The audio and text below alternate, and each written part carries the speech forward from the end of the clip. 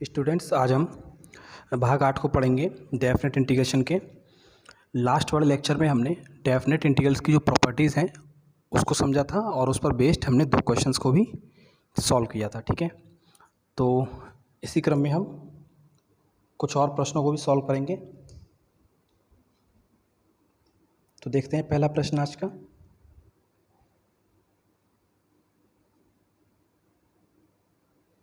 पहला प्रश्न है 0 to π/2 और यहाँ पे दिया हुआ अंडर रूट में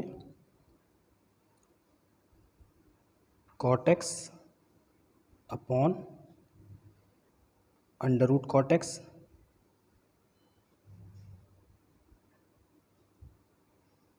और ये tan x। क्लियर?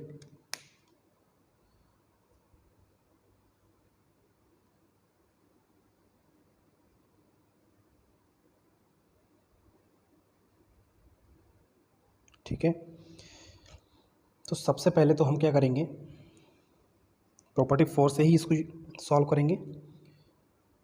इससे हम मान लेंगे 0 to π/2 आई के बराबर मान लेंगे इसको।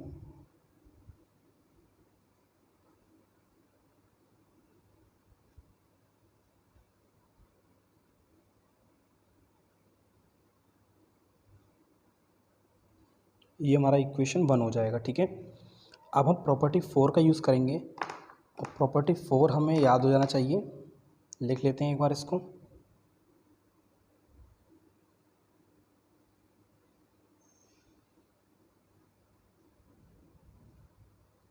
लिमिट अगर 0 to a है तो हम उसमें चेंज कर सकते हैं, इस अपर लिमिट में से इस वेरिएबल को घटा देते हैं। यही हमारा प्रॉपर्टी 4 है। आगे बात समझ में? तो यहाँ पे हम लगा देंगे i बराबर 0 to π/2, यानी जहाँ जहाँ पे वो वेरिएबल होता है वहाँ पे हम अपर लिमिट माइनस वो वेरिएबल लिखते हैं। तो cot x की जगह क्या हो जाएगा, π/2 minus x.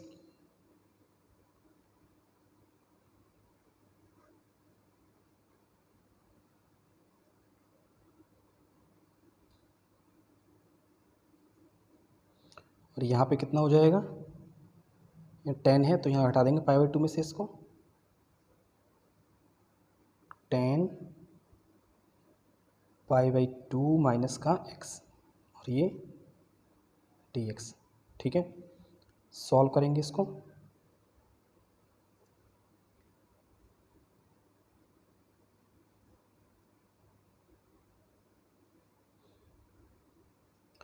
cot π/2 minus x कितना हो जाएगा, cot का क्या हो जाता है 10 और यहाँ पर भी हो जाएगा 10 और यहाँ पर हो जाएगा cot। 10 π/2 माइनस एक्स होता है cot x। ठीक है, तो ये हमारा इक्वेशन 2 हो जाएगा। और हमने बताया था कि इसके बाद हम इक्वेशन 1 को और 2 को क्या कर लेते हैं, ऐड कर लेते हैं। ठीक है, तो इक्वेशन 1 हमारा कौन सा है, ये, और सेकंड ये। तो यहाँ लिखेंगे equation 1 plus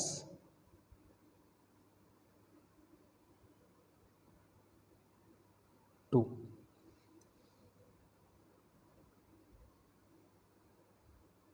I plus I 0 से π/2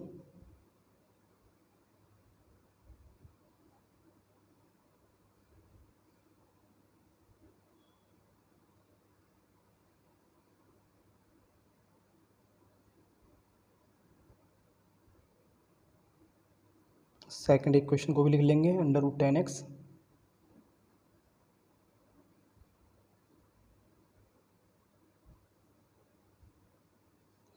क्लियर? इस पैटर्न के सभी सवालों करने का सेम एक ही तरीका है। यहाँ से अब इंटीग्रल को बाहर कर लेंगे, यहाँ बचेगा cot x और upon under root cot x plus under root 10x, यहाँ dx को भी बाहर कर लेंगे। इस वाले इंटीग्रल से बचेगा tan x upon tan x under root में cot x, dx को बाहर। आगे बात समझ में।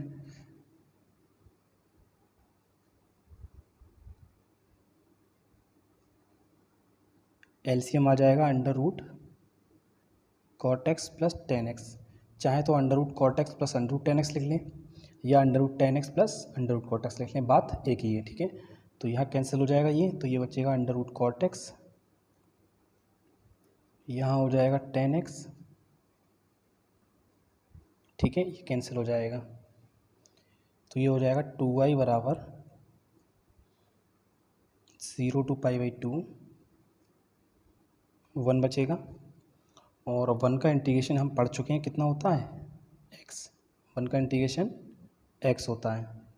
अब यहाँ हम अपर लिमिट लगा देंगे पहले π/2, फिर लोअर लिमिट लगा देंगे 0, और i का वैल्यू हो जाएगा यहाँ से π/4। क्लियर हो गई बात, ठीक है, इसे नोट कर लेंगे। इसके बाद हम अगला सवाल देखते हैं।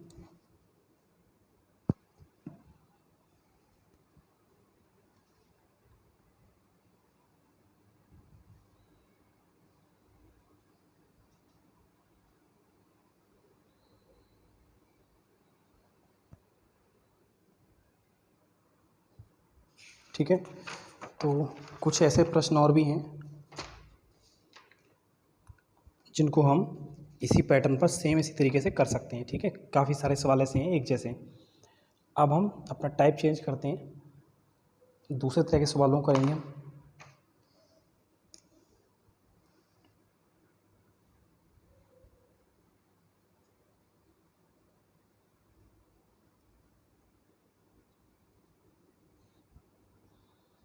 ठीक है, क्वेश्चन नंबर 2 देखते हैं। तो यहाँ पे एक सवाल है, लिमिट है 0 to π, और ये दिया हुआ है x sin x upon 1 plus cos square x, ठीक है। तो इसको हमें इंटीग्रेट करना है, लिमिट है 0 से π, ठीक। अब सवाल ऐसे नहीं मिलेंगे कि हमने एक बार फोर्स प्रॉपर्टी को यूज़ किया और इक्वेशन को ऐड किया, हमारा आंसर हो गया, ठीक है। हमें उसके बाद उसमें और भी बहुत सारी प्रॉपर्टीज़ को लगाना पड़ सकता है ना। काफ़ी सारी प्रॉपर्टीज़ हैं, बीच में 2 बार 3 बार हमको यूज़ उनका करना पड़ सकता है, ठीक है। तो देखते हैं कैसे करेंगे इसको हम।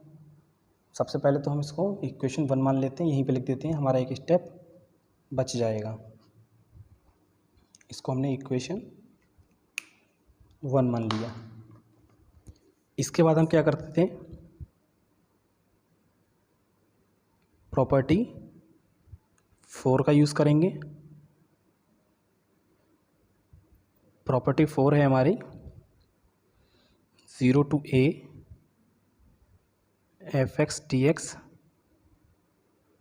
0 to a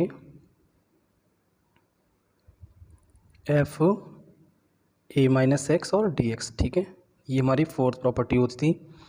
तो यहाँ यूज़ कर लेंगे इसको, जहाँ जहाँ पे x है वहाँ वहाँ पे हम a माइनस एक्स, यानी कि a का मतलब यहाँ कितना है पाई, a का मतलब यहाँ पर है पाई, तो घटा देंगे इसको, इस पाई को पाई में से। तो यहाँ लिखेंगे पाई minus x sine pi minus x और 1 plus cos square pi minus x, ठीक है। देखते हैं इसको क्या हो जाएगा, ये i बराबर 0 to pi minus x. Sine pi minus x में क्या होगा, कोई चेंज नहीं होगा, तो वो साइन एक्स ही हो जाएगा प्लस का।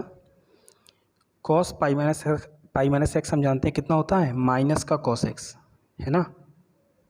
कॉस पाई माइनस एक्स कितना होता है, माइनस का कॉस एक्स, तो माइनस का कॉस एक्स और इसका स्क्वायर है, तो जब इसका होल स्क्वायर होगा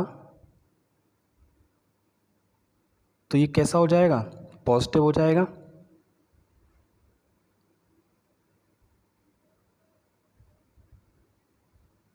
क्लियर हो गई बात, ठीक है। तो ये हमारा इक्वेशन 2, ठीक है। अब हम इक्वेशन 1 और 2 को ऐड कर लेंगे तो i plus I 0 to pi x sine x upon 1 plus cos square x, और दूसरा है 0 to pi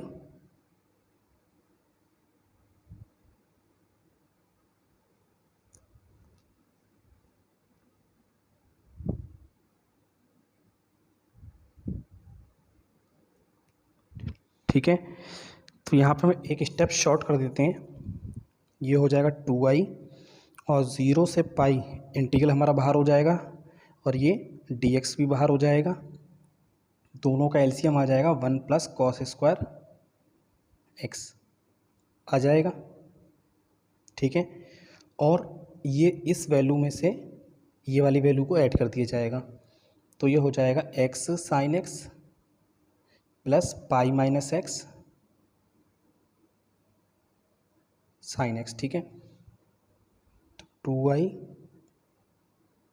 0 to pi x sine x plus pi sine x और माइनस का एक्स इंटू साइन एक्स, ठीक है। तो ये कैंसिल हो जाएगा,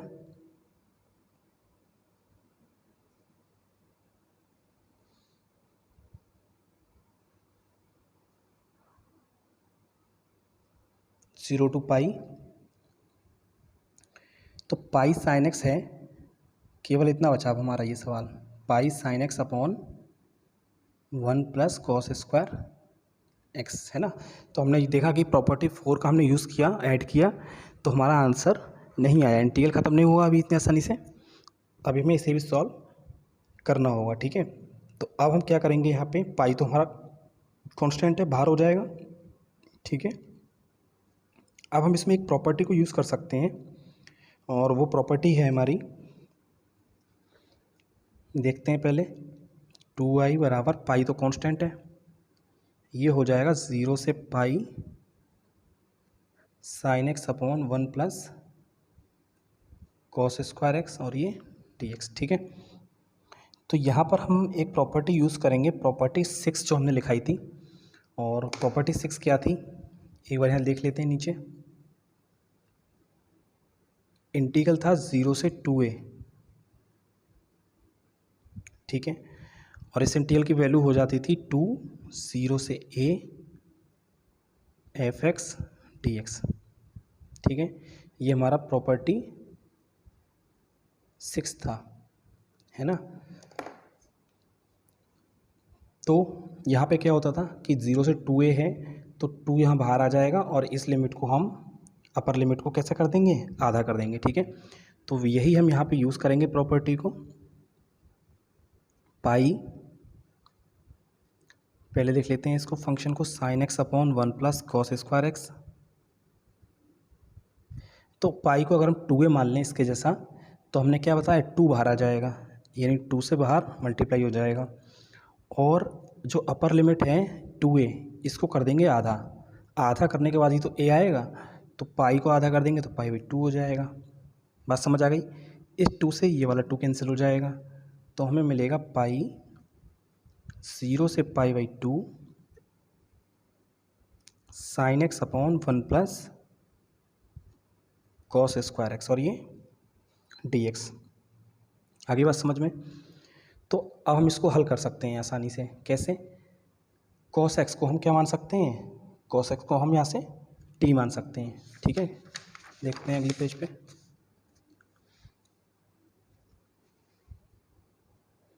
तो हमारा सवाल बन गया अब पाई 0 से पाई बाई 2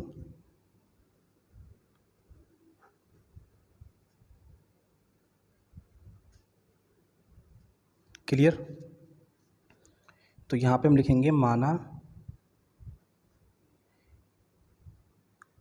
कॉस एक्स बराबर टी, कॉस एक्स को हमने मान लिया टी,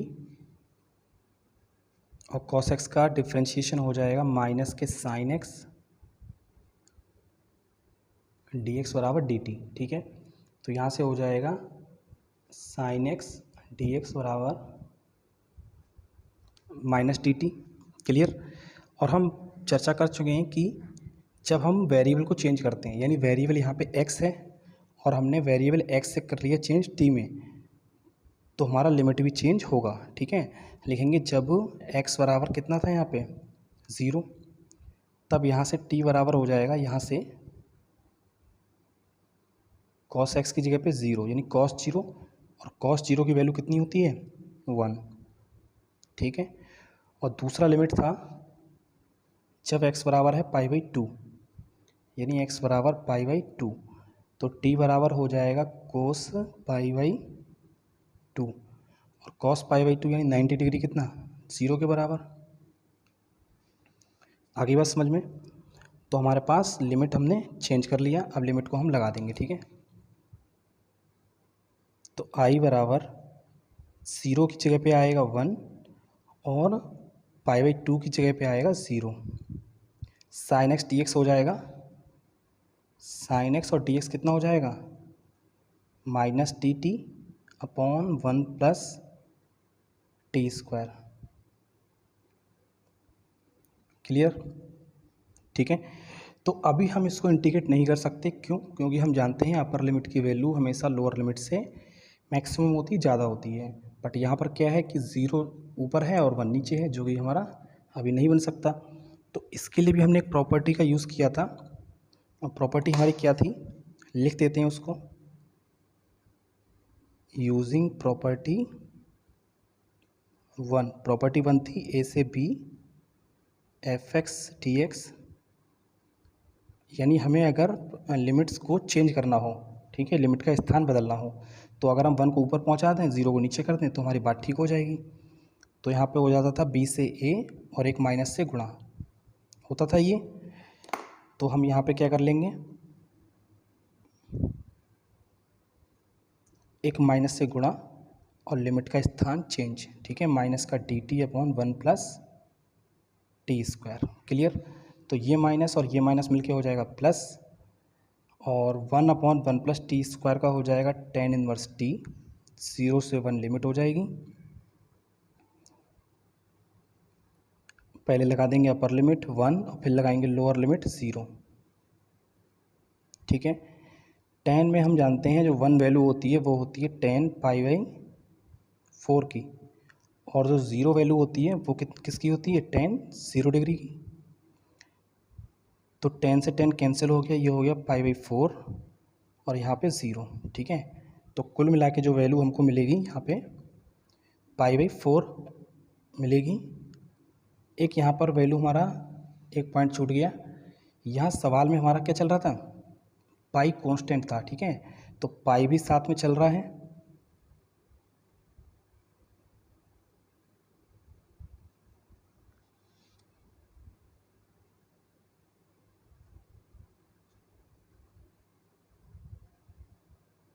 ठीक है, तो ये हो जाएगा पाई इंटू पाई, यानी π² 4। ठीक है, जो कांस्टेंट चल रहा था साथ में वो हमने छोड़ दिया था, वो भी लग जाएगा। तो इसका वैल्यू कितना हो जाएगा π² 4। क्लियर हो गई बात? अगला सवाल देखते हैं।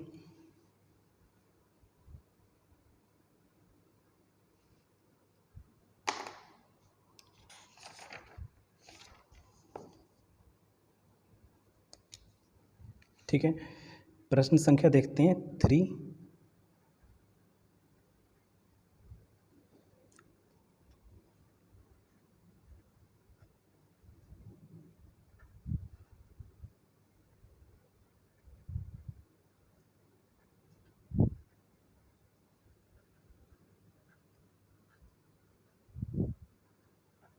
तो इसको इक्वेशन 1 मान लेंगे हम। ठीक है, बड़े बड़े सवाल हैं तो टाइम भी थोड़ा ज़्यादा लगता है, तो सेम वही प्रोसेस करेंगे हम, वही पैटर्न पहले वाला अपना, कि यूजिंग प्रॉपर्टी 4। अब हम इसको बार बार लिखेंगे नहीं, इतनी बात अंडरस्टूड है तो हम समझ लेंगे। ठीक है, तो ये हो जाएगा 0 से पाई और x की जगह पे हो जाएगा π-x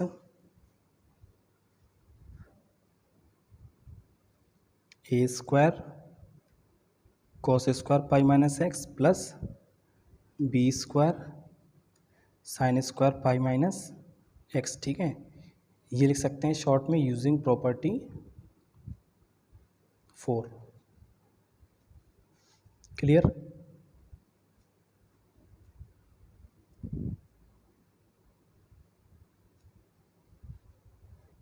ठीक है,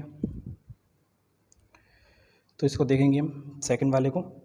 हम जानते हैं कॉस पाई माइनस एक्स कितना होता है, माइनस का कॉस एक्स, तो ये हो जाएगा माइनस का कॉस एक्स और इसका होल स्क्वायर। ठीक है, होल स्क्वायर है ऊपर।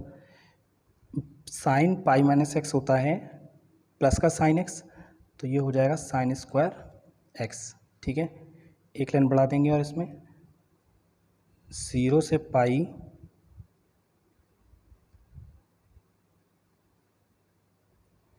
ए स्क्वायर, ये माइनस प्लस में हो जाएगा, पॉजिटिव बन जाएगा, तो cos square x plus B square sine square x. ठीक है, ये हमारा इक्वेशन 2 हो जाएगा। क्लियर हो गई बात? अब हम क्या करेंगे, इक्वेशन 1 को और इक्वेशन 2 को ऐड कर लेंगे। ठीक है, या हम इसको एक स्टेप और तरीके से भी कर सकते हैं, तो हम वही देख लेते हैं। यहाँ पे थोड़ा सा हमारा कैलकुलेशन कम हो जाएगा उससे। ठीक है, तो आई बराबर इसको हम लिख सकते हैं 0 से पाई, यहाँ से इसको अलग अलग कर सकते हैं, पाई डी एक्स अपॉन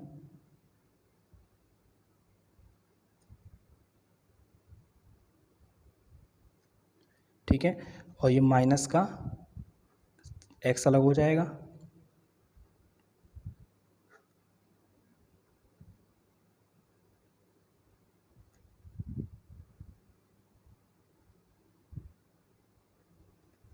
क्लियर हो गई बात? हम चाहें तो दोनों इक्वेशंस को ऐड कर लें या हम इस तरीके से कर लें, बात वही आएगी। तो देखते हैं कैसे होगा अभी।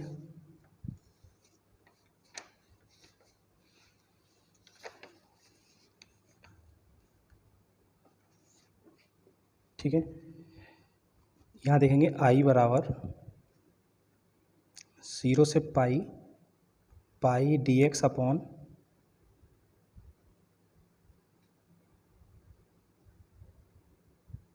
इस इंटीग्रल में कोई चेंज नहीं होगा। इस इंटीग्रल को हम ध्यान से देखेंगे, ये इंटीग्रल कौन सा है हमारा, ये इंटीग्रल वही बन गया जो हमको सवाल दिया हुआ था। ठीक है, जो हमको क्वेश्चन में गिवन है वही इंटीग्रल बन गया ये वाला। तो इस इंटीग्रल की जगह हम लगा सकते हैं आई, है ना, तो यहाँ पे हो जाएगा आई। आगे बस समझ में।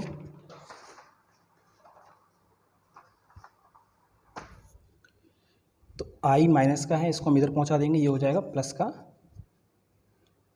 2i बराबर 0 टू पाई, और पाई हमारा कांस्टेंट है, चाहे तो हम इसको बाहर भी कर सकते हैं, ये हो जाएगा d x upon a square cos square x plus B square sine square x. ठीक है, अब हम यहाँ क्या करेंगे, यहाँ भी हम प्रॉपर्टी 6 का यूज़ करेंगे, और प्रॉपर्टी 6 को हम लिख लेते हैं एक बार।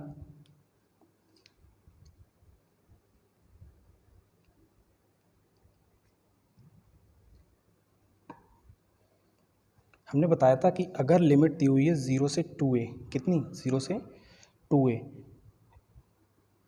तो यहाँ पर हम क्या करते हैं, 2 से बाहर गुणा हो जाता है और अपर लिमिट को हम आधा कर देते हैं। ठीक है, यही हमारा प्रॉपर्टी 6 है। क्लियर हो गई बात? अब क्या करेंगे,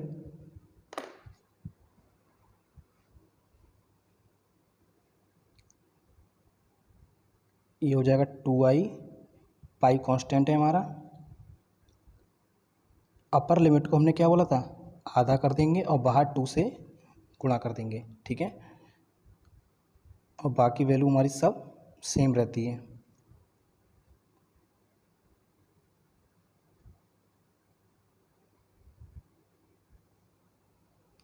क्लियर हो गई बात? तो अब ये हमारा जो सवाल बन गया, 2 से 2 कैंसिल हो गया, आई बराबर हो गया पाई कांस्टेंट 0 से pi by 2 1 upon a square cos square x. अब ये हमारा बन गया विशिष्ट समाकल। ठीक है, कुछ स्पेशल समाकल जो हमने पढ़े थे, विशेष समाकलन, तो ये वही बन गया अब हमारा। और इसको हम कैसे करते थे, याद कीजिए, यहाँ हम करते थे कॉस स्क्वायर एक्स से अंश व हर में भाग करके, तो 1/cos² कितना हो जाएगा, लिख लेते हैं एक बार इसको, 1/cos² a² cos² plus b² sin² upon में भी cos², ठीक है। तो यहाँ लिख देंगे अंश व हर में